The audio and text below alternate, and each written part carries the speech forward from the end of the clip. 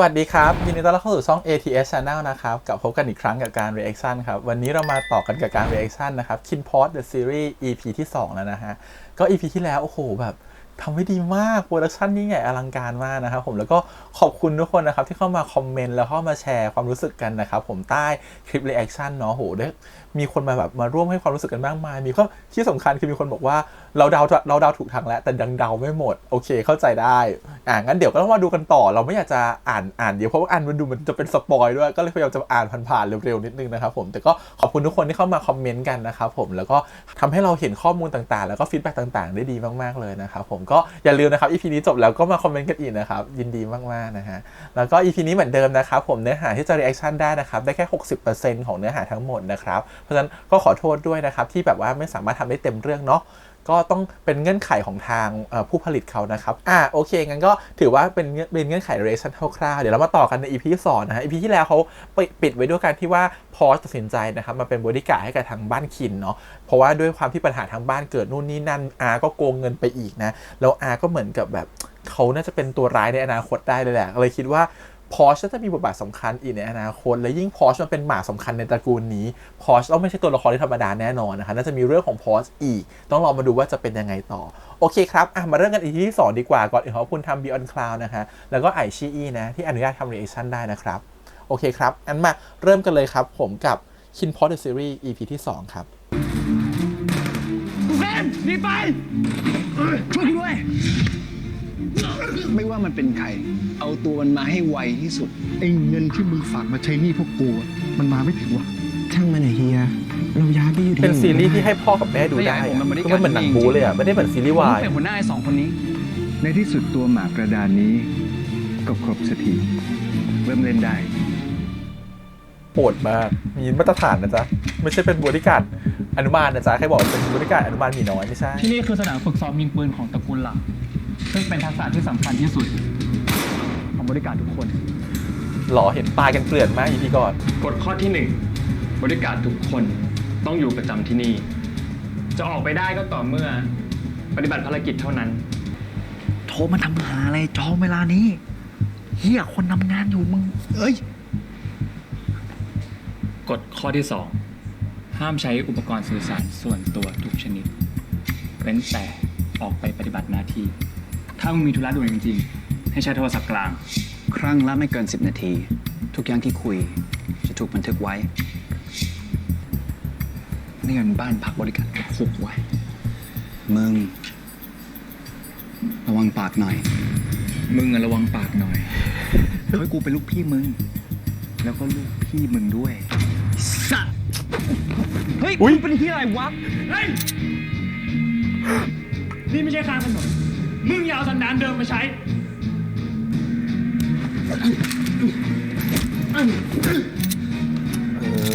เขามีแขนเดียวเขาก็สู้ได้นะเว้ยอย่าดูทุก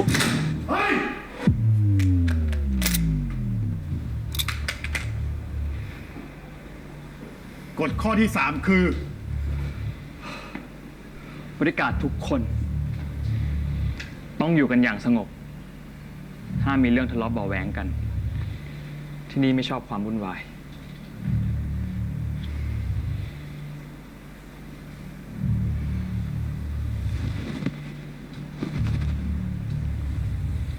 ก็รู้นี่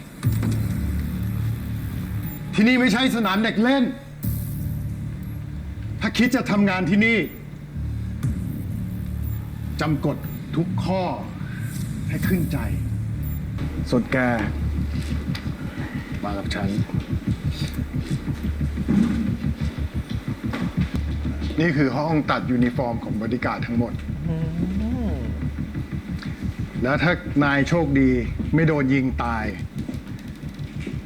ที่นี่ก็จะมีหมอกับพยาบาลให้บริการตลอดเวลาเลิศปังมากแต่ถ้าตายก็ตัวใครตัวมันนะห้องใหญ่ขนาดนี้เหรอบริการคนหนึ่ง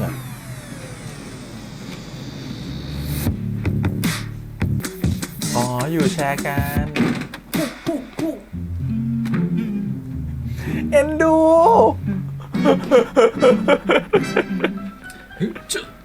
ชู หนูลูก หนูโป๊อย่างนี้เลยเหรอลูก เชี่ยลืม วันนี้มีคนใหม่นี่หว่าสวัสดีครับ หนูบิว โอ๊ย กูชื่อพีทได้ยินมาว่ามึงเป็นหัวหน้าบริการให้คุณคินเนี่ยแล้วมึงอ่ะ กูดูแลคุณหนูแทนคุณ พี่ชายคุณคิน แม่งเป็นคนเล็กเหรอ เรื่องแม่งคนโต เห็นแม่งแอคซะ ไอ้สัส บ้านเนี่ยเขามีลูกชาย3 คน มีคุณหนูแทนคุณ คุณคิน แล้วก็คุณคิม แต่คุณคิมเนี่ยเขาแยกไปอยู่คนเดียว ชาติหนึ่งกว่าจะกลับ หนอติดว่างั้น แล้วเอาคุณหนูแทนคุณของมึงอะโรคจิตเป็นของกูปะวะ ไม่เหมือน ดีจังวะ เพราะหนักกว่าเยอะ คุณคินของมึงอะปกติสุดในบ้านแล้ว บ้า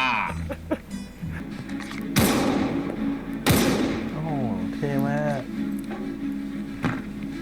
อ๋อ มายิงปืนกับทางกับเต เบื่อว่ะ เข้าเป้าอีกแล้ว ขี้โม้จังวะ โมอะไรก็เห็นกันอยู่ เฮ้ย แต่พวกเราก็แม่นเหมือนเดิมไง ได้อยู่นะ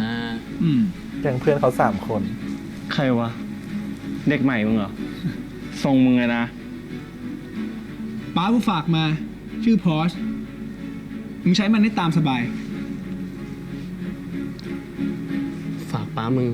หายกูสักคนดิ ให้กูหายปะ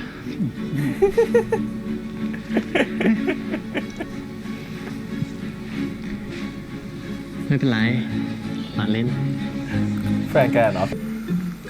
เฮ้ย อ๋อเปล่าครับ ถูกแล้วส่วนแก้วนี้ของคุณคินครับ คุณป้าบอกว่าแก้วนี้ต้องให้คุณคินเลยนะครับผม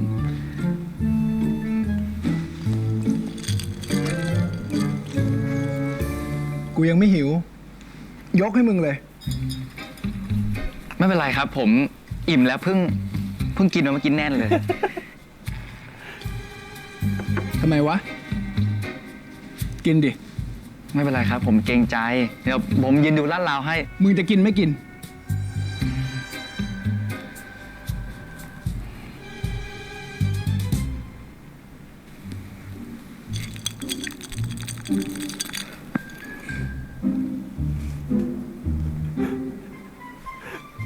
ต้องไม่แสดงอาการนะ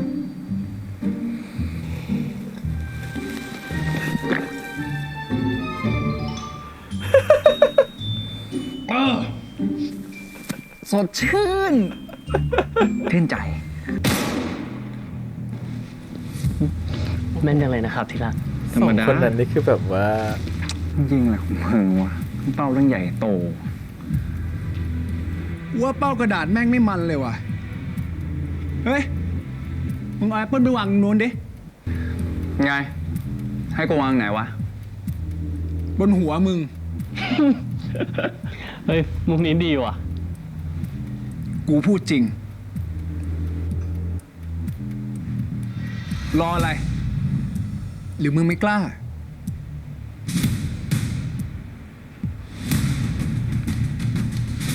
คิน เอาจริงดิ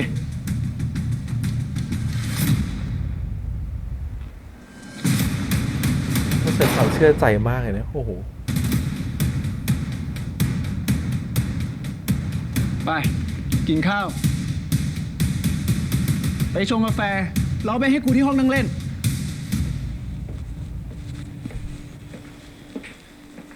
เขาต้องใช้ประทัดยัดเข้าไปในอัปโตป่ะไม่เหรอทำได้ ตาย ขาอ่อน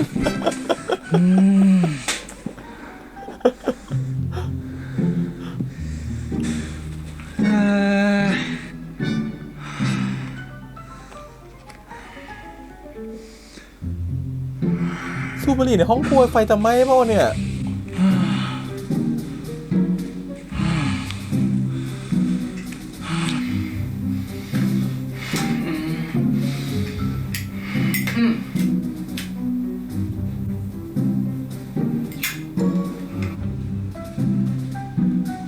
ทำอะไรอ่ะ มันห้ามสูบบุหรี่อ่ะ มาชงกาแฟให้คุณคินครับ ใช้เครื่องเป็นหรือเปล่า มาเดี๋ยวป้าทำให้ ไม่เป็นไรครับป้า ผมเคยใช้มาก่อนป้าก ลิ่นอะไรไหม้ๆอ่ะ กินขั้วเมล็ดกาแฟป้าป้า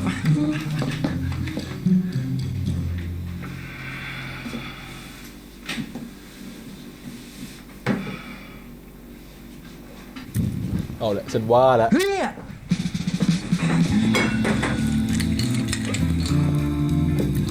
โอ้ยโอ้ย อะไรอ่ะแอลกอฮอล์เหรอ ใส่ขวดอยู่วะ ตาย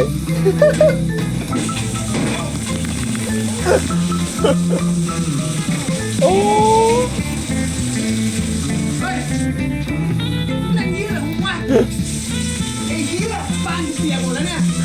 ปิดดิวะ ท่านางลำมันเนี่ย โอ้ยเก้า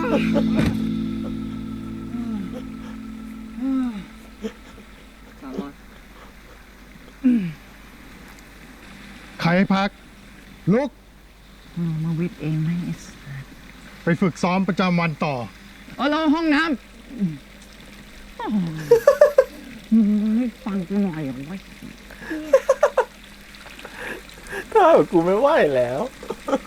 ยังไงจะฉีดตรงนี้แล้วเหรอ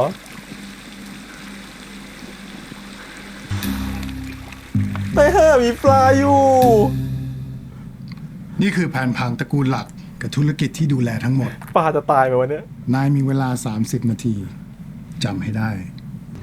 มีเวลาแค่3 นาทีในการแก้มัน will be the difference between living and dying ผมหวังว่าทุกคนจะจำวิธีปลดเชือกที่ผมสอนไว้ได้ทั้งหมด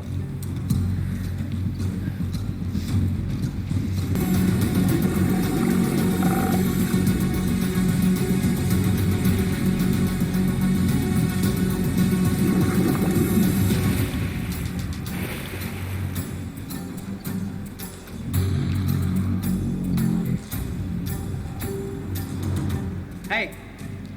last one loser แม่งสนามรถชัดๆกูซ้อมเฮียอะไรยังเอาออกรบเลยขึ้นหนึ่งชิบหาย เอาหน้า เวลาลุยงานจริง แม่งเด็ดกว่านี้อีกนะเว้ย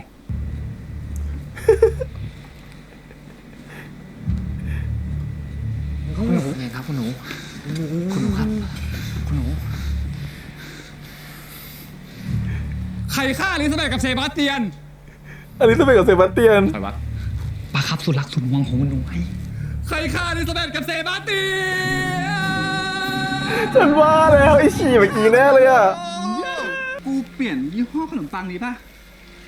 พวกมันไม่เลิศอ่ะ เอาแบบรสแบบเห็ดทรัฟเฟิลอะไรอย่างเงี้ยว่าดีไหม เห็ดทัฟเฟิลเหรอคุณห เอา นู เป็นตัวเจ้เหรอ แทนคุณนี่หมดเป็นแบบตัวเจ้อย่างนี้เหรอ เดินทุกวันน่าจะเบื่อแย่นะครับ ใช่ไหม ทัฟเฟิลทัฟเฟิล บาสหล่ออ่ะชอบ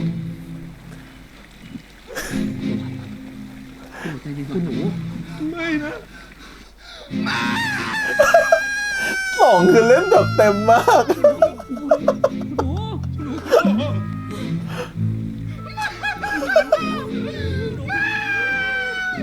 อลิซาเบธเซบาสเตียนแม่งเอาลูกมาขึ้นมามึงเอาขึ้นมาเดี๋ยวนี้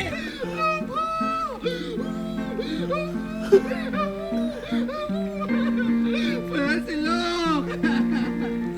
ใครเป็นคนทำ นี่ปลามันหายใจจริงอะนะนี่เขาเอาปลาจริงขึ้นมาอุ้มเหรอเนี่ยจะตายไหมอะ อลิซาเบธเยี่ยว กินเยี่ยว สองคือเล่นเต็มมาก เลี้ยงของกูอ่ะ มาตั้งแต่ตัวเท่าเนี้ยมึงเยี่ยวอ่ะ มึงเยี่ยวเห็นน่ะ มึงทำลงไปได้ยังไงวะ จิตใจมึงเลวทรามต่ำช้าหยาบกระด้างเฮ้ยไอ้พลครับ จับตัวมันไว้ คุณหนูครับคุณหนู อะไรอ่ะ วันนี้เราประกวดมิสยูนิเวิร์สครับ จะถึงเวลาแล้ว เฮ้ย มึงนี่โชคดีนะเนี่ย ฝากไว้ก่อนเถอะ ไปดิ ไอ้พล ครับคุณหนู ไม่อยากรู้ว่าใครจะมงลง โอ้ยฉันว่าคนคินปกติสุดจริง ดูทำโทษ เป็นเมอร์เมด เป็นไงล่ะ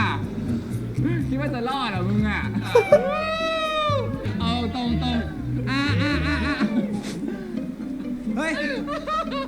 ท ทำอะไรกันวะ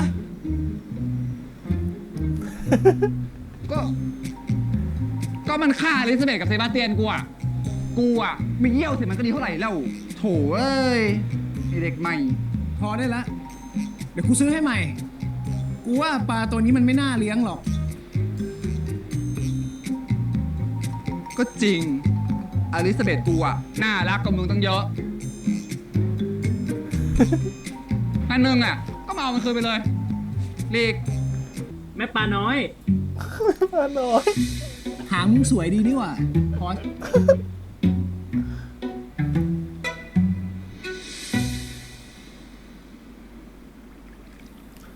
ใจนะเว้ย หลอกจับมือเขาหนึ่ง ใครช่วยมึง เย็นนี้มึงต้องไปออกงานกับกู กูแค่กลัวมึงป่วยตายซะก่อน ตอนเด็กๆคุณหนูแทนคุณโดนจับตัวไปเรียกค่าไถ่ตั้งแต่เด็ก จิตใจกระทบกระเทือน ก็เลยจะเพี้ยนๆหน่อย กูกลัวไม่หน่อยฮะ อย่าว่าแต่คุณหนูแทนคุณเลย แม่งแปลกทั้งผ่าน บ้าน แต่ว่าคุณคินนี่แปลกน้อยสุดละเพราะงี้ไงคุณกรณ์ถึงให้คุณคินรับช่วงต่อ ไม่งั้นตระกูลแม่งพังแน่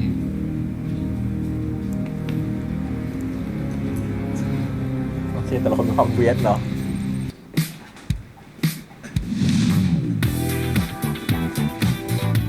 โอ้แม่งโคตรเวอร์เลยว่ะ ยังไงหนังเจมส์บอนด์เลยว่ะ แล้วเดี๋ยวก็ต้องมีพวกเนิร์ดๆอ่ะ เดินเข้ามาแจกปืน เนี่ยปืนของมึง ใครเนิร์ด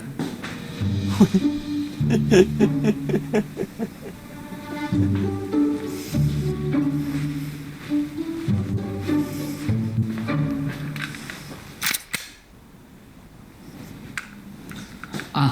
นี่ปืนมึง ส่วนนี่เอาไว้ใช้สื่อสารกัน สวัสดีค่ะคุณคิน พีทกับเด็กใหม่อยู่ข้างในค่ะ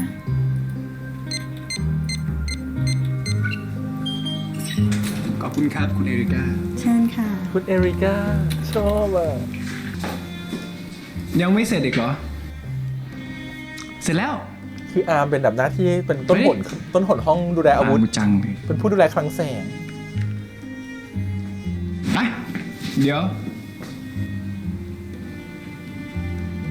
ถึงตัวอย่างนี้ไม่ได้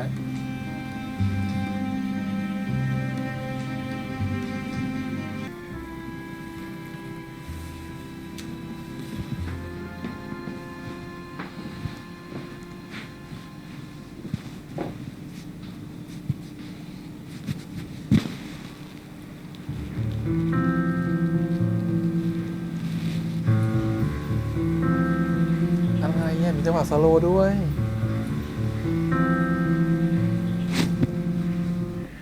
เอาให้นี่เรียบแล้วกัน สูตรเต็มยศแบบอังกฤษ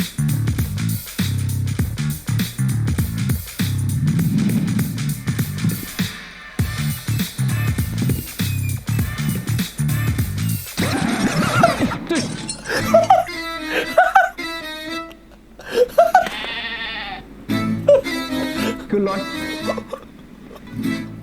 สะดุดอะไรก่อน สะดุดอะไรก่อน จัดงานแบบแกสบี้ผู้ชายแต่งชุดหรูผู้หญิงติดขนนก ออกไปก่อนได้เลย อยากได้อะไรเดี๋ยวกูเรียกเอง ครับแล้วพอสกัด สวัสดีครับคุณนะ สวัสดีค่ะ ไม่เจอนานเลยนะครับ สบายดี สบายดีลูก ครับ แล้วเราหล่อเหมือนเดิมเลยนะ โอ้ ขอบคุณมากครับ คุณน้าก็สวยเหมือนเดิม โอ้ ขอบใจมากจ้า อันนี้เหมือนน้องไม้มาออกงานเองเลย ได้ค่ะ ขอตัวนะคะ คุณคินรู้สึกยังไงบ้างคะ หลังจากที่ได้ชิมขนมปังฟาร์มเฮาส์รอยัลธัญพืชข้าวงอกของเรา มันนุ่มมากๆเลยครับ แล้วที่สำคัญเนี่ยมันมีธัญพืช มีข้าวงอกธัญพืชที่เป็นข้าวงอก ฉัน เนี่ย เพิ่ง มัน เคยเห็นงาน ดี การ ม ขายสปอนเซอร์แบบนี้มันดูฟังอยู่นะ เฮ้ย ออกงานอีเวนต์เปิดตัวสินค้า เฝ้าหน้าประตู เดี๋ยวกูดูกินเอง ฮะจำไม่ได้หรอว่ากูลูกพี่มึง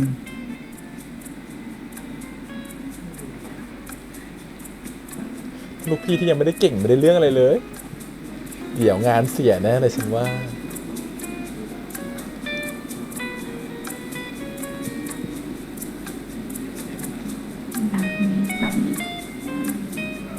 ขอแก้วหนึ่งไงน้อง ได้ครับเชิญครับ นายผมอยากได้ ครับผม ขอแก้วได้ปะ ได้ครับ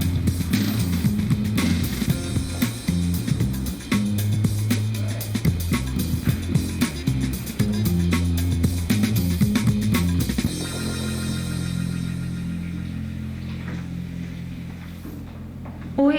ขอโทษค่ะ นึกว่าห้องน้ำผู้หญิง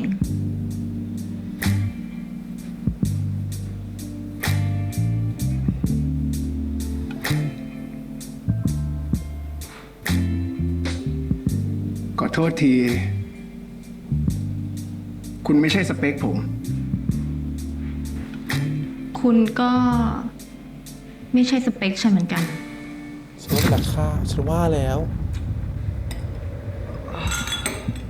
เมาแล้วมังพอส โทษครับ โทษ โทษ โทษ โทษ โทษ โทษ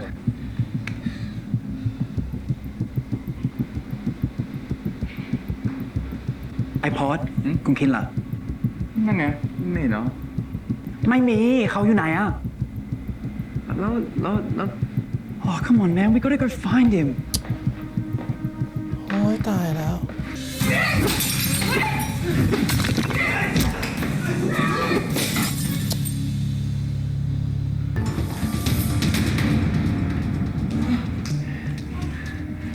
โอ้คิดว่ามีอะไรกันอีก ฆ่ากูเว้ย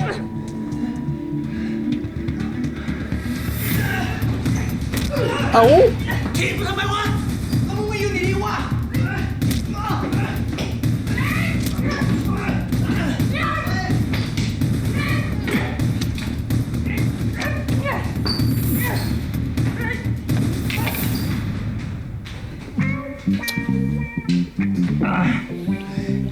อ้วกไม่เลือกจริง ไอ้พวกหลังร้านเจหยกปะ ใครๆก็อยากให้กูตายทั้งนั้นแหละ ไม่เว้นแม้แต่มึงอะ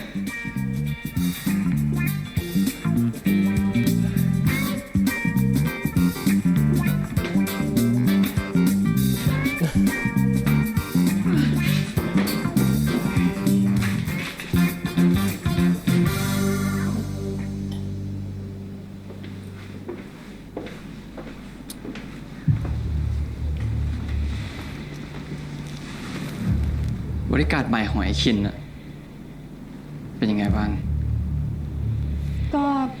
หล่อดี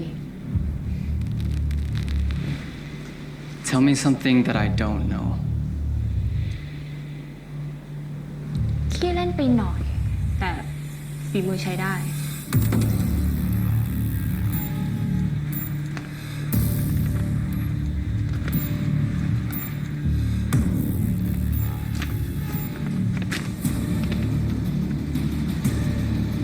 Thank you ๆ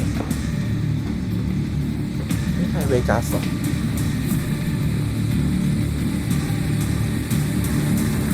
มึงคิดว่าแอนทำงานอยู่ร้านเหล้าเหรอวะ พวกมึงออกไปก่อน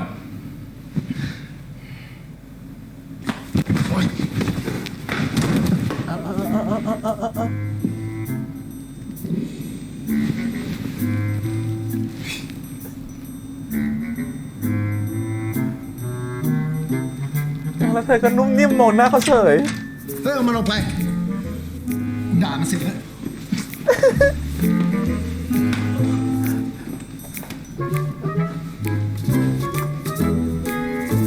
He is your type right เกิดอะไรขึ้นอะตั้งแถววันใหม่วะ วันนี้ตระกูลรองจะมาประชุมที่นี่ อ๋อตระกูลร้อง ไม่ได้ฟังเลย กูจำได้ตอนกูอ่านในพรีเซนต์น่ะ ที่เขาเป็นน้องของคุณกรณ์ปะ เขาคือคุณกัน เขาจะมาประชุมที่นี่เดือนละครั้ง ถือว่าเป็นแขก VIP ของพวกเรา เนี่ย คุณกัน หัวหน้าตระกูลรอง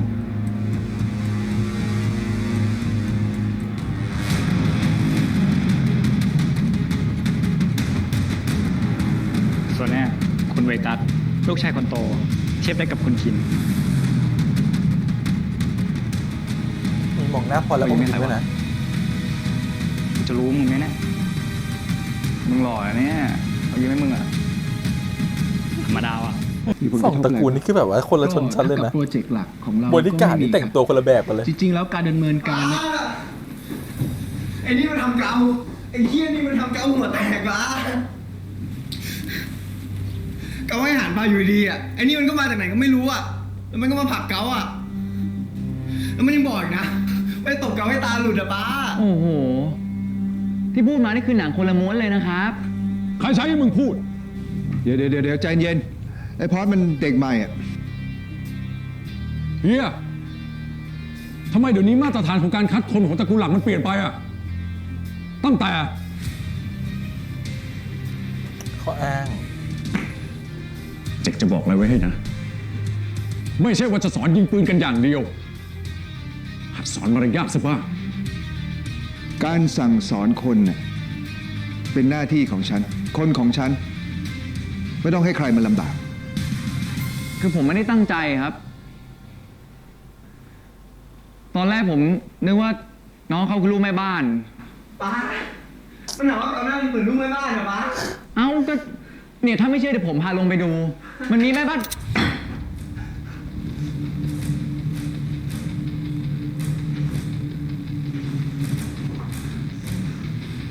เป็นความผิดผมเอง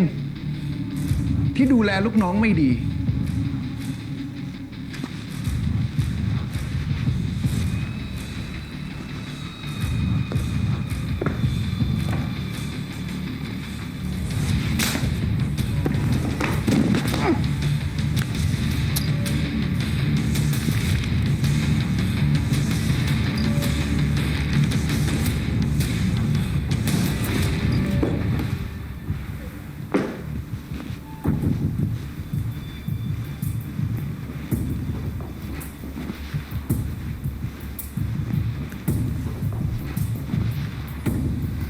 ผมว่าเรามาคุยงานกันต่อดีไหมครับ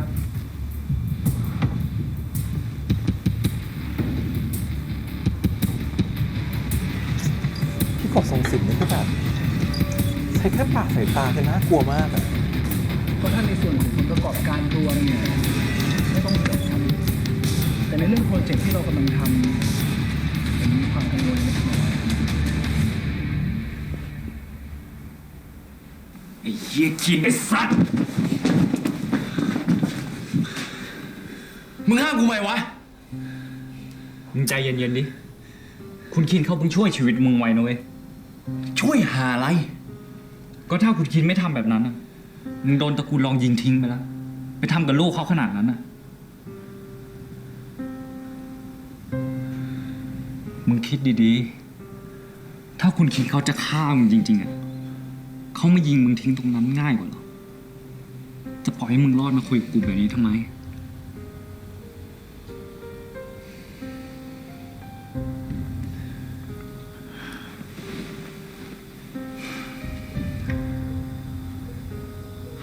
แต่ก่อนคุณคินเขาเป็นคนใจดีนะเว้ย รักลูกน้อง แต่ที่เขากลายมาเป็นคนดุๆแบบเนี้ย จะโทษเขาเองก็ไม่ได้วะทำไมวะ ช่างแม่งเหอะ เอาเป็นว่าวันเนี้ยเขาช่วยชีวิตมึงไว้ อย่าลืมไปขอบคุณเขาละ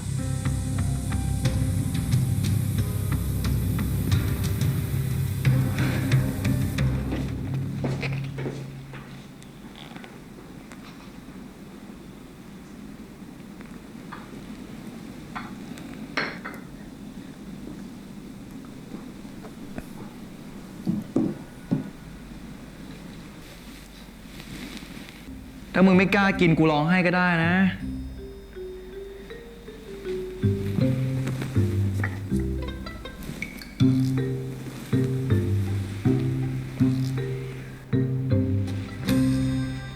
ตัวปลอมหรือเปล่าวะ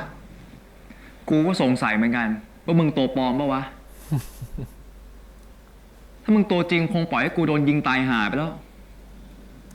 กูแค่ไม่ชอบที่หน้าบ้านนั้นเหมือนกัน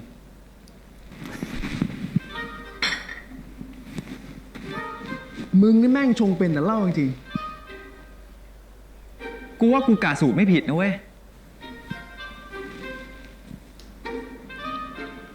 ไม่เป็นไร ชงบ่อยๆเดี๋ยวก็เก่งเอง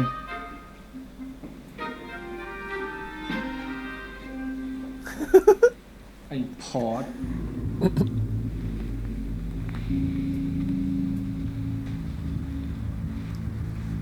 มึงไปทำไอ้มาเก๊าหัวแตกมาเหรอ คือผมไม่ได้ตั้งใจครับ ดี กูชอบ กูชอบมาก มึงเป็นคนที่แบบ ว้าว amazing กูขอไอ้พอนะ มึงเอาไอ้พิษก็ได้ มึงอะไปอยู่กับมันเลย เสือกขัดใจกู กูบอกให้มึง มัดเชือกไอ้มาเก๊ามึงก็ไม่ยอมทำ เพราะฉะนั้นนะ มึงไปเลย ไปเลย คนอย่างมึงอะเลี้ยงอะไรก็เสียข้าวสุกเคน จะดีเหรอครับคุณหนู ถึงไอ้พอดมันทำงานไม่ดี แต่ป้าก็เลือกมันมาให้กู แล้วกูก็ไม่ชอบขัดคำสั่งป้าได้ดิวะ เอาอ่ะ แต่ถ้ามึงอยากให้มันจริงๆมาตามสบาย มึงพูดแล้วนะ เย้ มาเลย อยู่กับกูอ่ะ สนุกแน่นอน เชื่อกู เริ่มเลย ไป ส่วนมึงอ่ะนะ ไป ต่องก็ต้องเล่นใหญ่กว่านี้นะลูก เฮียให้ท้ายพวกบริการดมากเกินไปหรือเปล่า บางทีคนเราเนี่ยนะก็ต้องการโอกาสครั้งที่ 2 ครั้งที่ 3 บ้าง แล้วเฮียให้โอกาสแบบนี้กับทุกคนปะล่ะ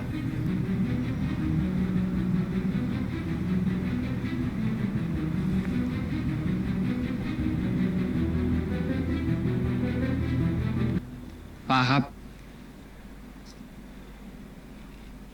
เป็นไรหรือเปล่า เปล่า แกคอยจับตามองบริการดคนใหม่ที่ชื่อพอชแล้วมารายงานฉัน ทำไมอยู่ๆป้าอยากให้ผมตามบริการด ทำตามที่ฉันสั่ง ครับป้า คุณกรณ์รับบริการใหม่เข้ามา ให้ดูแลคุณคิน ฝีมือก็งันๆ ตอนนี้มันก็เลยโดนย้ายไปอยู่ดูแลคุณหนูแทนคุณครับ ชื่ออะไร มันชื่อพอด ไอ้เกน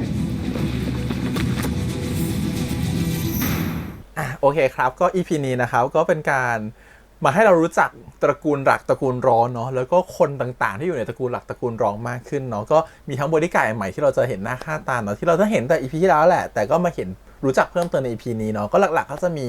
คนที่เป็นลูกน้องของฝั่งแทนคุณเนี่ยซะเยอะเลยนะฮะมีหลายคนเลยก็คือมีทั้งพลอาร์มนะฮะแล้วก็อีกคนนึงก็คือน้องพีคนะครับผมน้องพีคก็คือน้องบิวเนี่ยก็คือ3 คนที่เป็น3 คนหลักๆที่ดูคุณหนูแทนคุณเนาะแล้วก็เปิดตัวละครคุณหนูแทนคุณขึ้นมาซึ่งต้องยอมรับเลยว่าต่องเล่นเป็นแทนคุณได้แบบว่าเวียดมากคือแบบว่าตลกอะคือเป็นต่องที่แบบคือเขาเล่นได้แบบเหมือนกับแบบใส่ energy ที่ด้วยตัวละครมีแบ็คกราวด์อยู่ที่เขาบอกว่าตัวละครตัวนี้เหมือนเขาเคยถูกคิดแนปก็คือถูกจับแล้วพาตัวมาก่อนแล้วครับไม่แบบกระทบกระเทือนจิตใจอย่างรุนแรงเนาะเขาก็เอาประเด็นนี้มาเล่นว่าโอเคพอคนที่ถูกกระทบกระเทือนจิตใจเนี่ยก็จะกลายเป็นคนที่เหมือนกับแบบเขาอาจจะไม่เต็มคำว่าไม่เต็มหมายความว่าเขาอาจจะคิดระบบความคิดของเขาอาจจะไม่ได้เหมือนคนปกติทั่วไปทำให้เขาเป็นคนที่ดูเวียดนิดหน่อยดูแปลกประหลาดนิดหน่อยอะไรเงี้ยนั้นความคิดเขาก็จะมีความเป็นแบบบางเรื่องก็ดูน่าสนุกไปซะหมดอะไรเงี้ยบางเรื่องก็ดูต้องจริงจังกันไปแต่จริงจังอะไรเงี้ยแต่เขาก็ยังมีความสำนึกจิตใจรู้นะว่าอันเนี้ยฉันเป็นตระกูลหลักนะฉันต้องทำหน้าที่อะไรทำอะไรแบบนี้อะไรเงี้ยเพราะเขาก็ถือว่าเขาก็ยังเข้าใจในบริบทหลายๆอย่างของตระกูลเขาอยู่อย่างเงี้ยก็ถือไม่ได้ขนาดว่าเวียดขนาดแบบไม่เข้าใจอะไรเลยอะไรเงี้ยแล้วก็ชอบที่ความเหมือนกับแบบตอนท้ายๆที่แบบว่าโอเคที่ไอพอชไปทำมาเกานี่ฉันสะใจมากฉันชอบมากแล้วก็อยากได้พอชเป็นลูกน้องด้วยอะไรเงี้ยเพราะว่าตัวเขาน่าจะเป็นแนวสนุกสนานเนาะเห็นจากเทรลเลอร์หรือเห็นจากตัวอย่างตอนต่อไปเนี่ยก็แบบแนวแบบเต้นในผับอะไรอย่างเงี้ยแล้วก็แบบทุกๆคนก็ต้องให้ลูกน้องมาเฮฮากับเขาด้วยต้องมาดูทีวีดูซีรีส์กันไปกับเขาด้วยอะไรเงี้ยก็น่าจะเป็นสไตล์แบบนั้นคือน่าจะเป็นสไตล์ที่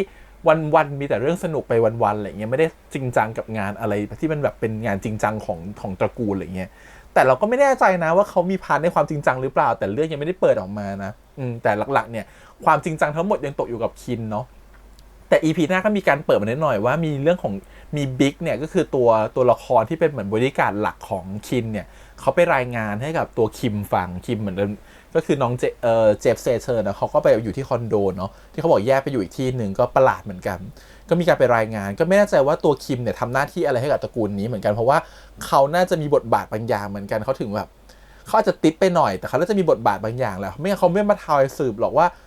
ใครเป็นบริการใหม่ของพี่ชายแล้วบริการใหม่คือชื่ออะไรอะไรอย่างเงี้ยคือตอนเนี้ยทุกอย่างถูกมุ่งเป้าไปที่ตัวละครพอชมากๆทั้งตระกูลลอก็โฟกัสที่พอชตัวของพ่อเนี่ยคุณกรณ์เนี่ยที่เป็นพ่อของคินเนี่ยก็โฟกัสที่พอชเหมือนกันเหมือนกับให้ความสนใจกับพอชมากๆอะไรเงี้ย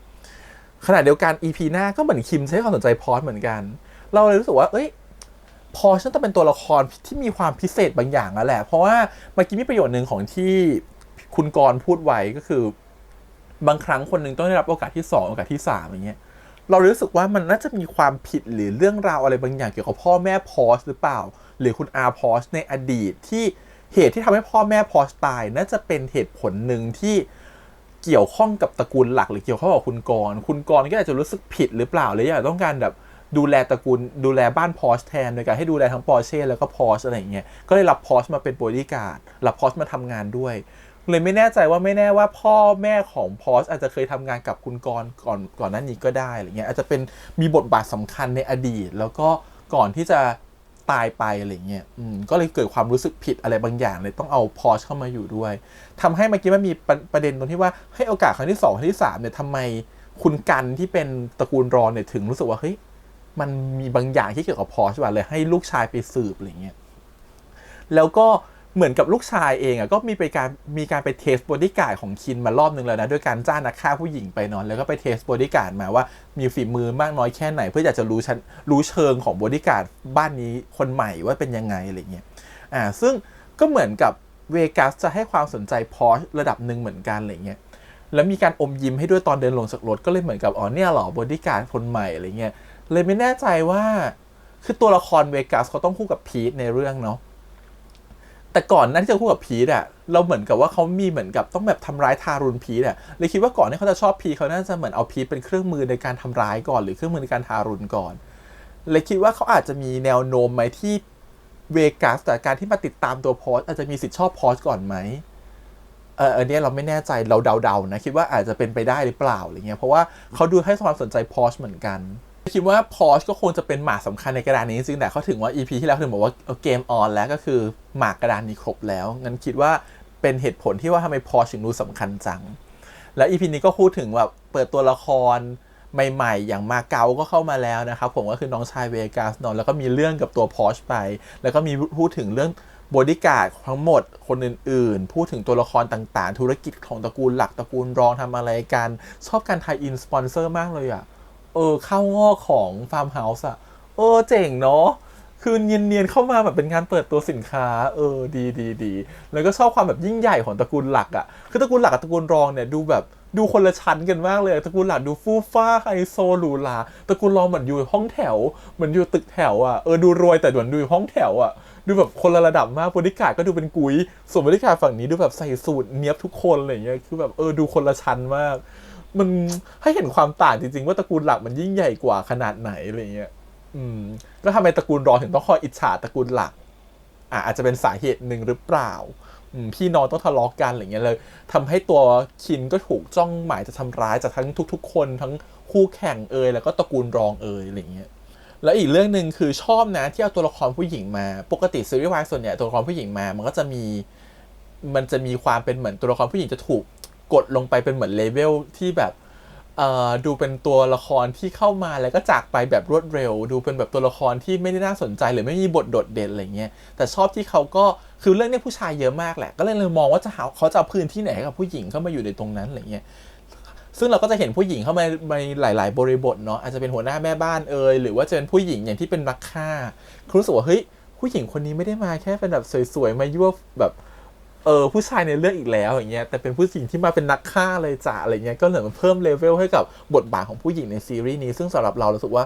เราชอบที่เขาหยิบอะไรแบบนี้เข้ามาใส่แล้วก็มีการเปิดตัวของเพื่อนของกลุ่มของตัวคุณคินแล้วก็จะมีไทม์กับเตที่เขาเป็นแฟนกันอยู่แล้วในตั้งแต่ตอนสนามยิงปืนตอนแรกเลยก็2คนนี้เนี่ยเขาก็เป็นแฟนกันเดี๋ยวเขาจะมีความสัมพันธ์แบบมือที่3กับตัวเต็มด้วยเต็มก็คือเพื่อนของพอชเนาะที่เราเจอใน EP ก่อนไปอย่างเงี้ย ซึ่งเดี๋ยวไม่รู้ว่าเรื่องความสัมพันธ์นี้จะมาตอนไหนแต่ไทม์กับเตตอนนี้เขาเหมือนรักกันมากแล้วก็น่าจะมีอิทธิพลประมาณนึงเลยเหมือนกันที่คินถึงคบกันเป็นเพื่อนกันได้อะไรเงี้ยเพราะว่ามีเรื่องของแบบจะไปเปิดผับที่นู่นที่นั่นแล้วก็ต้องใช้อิทธิพลต่างๆที่เคยพ่อเตเคยช่วยพ่อไทม์เคยช่วยอะไรเงี้ยสองคนนี้ก็ดูเป็นเพื่อนที่น่าจะเป็นคนที่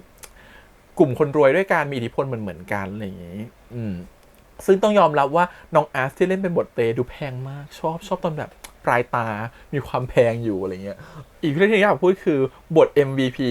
EP นี้นี่ต้องยกให้บทน้องบิวนะคือบิวมาแบบพีคตั้งแต่เปิดตัวเลยนะใส่เสื้อข้างอย่างเดียวไม่ใส่กางเกงในเห็นตูดแล้วก็แบบแล้วก็เล่นแต่ละบทคือเหมือนเป็นคนที่เหมือนเป็นพาร์ทเนอร์ของพอสแล้วเป็นคนคอยที่ตัวนำเรื่องในการที่จะให้พอสไปรู้จักสิ่งต่างๆที่อยู่ภายในตระกูลหลักอะไรเงี้ยรู้สึกว่าบิวค่อนข้างจะ MVP อยู่ในหลายๆฉากยิ่งเป็นฉากที่แบบพีคๆอย่างตอนที่เหมือนกับแบบเจอกันในห้องและฉากหนึ่งอีกฉากหนึ่งคือตอนที่ตัวแทนคุณมาทำโทษแล้วให้แต่งชุดเงือกอันนี้ก็ตลกโจกมากคืออยู่ดี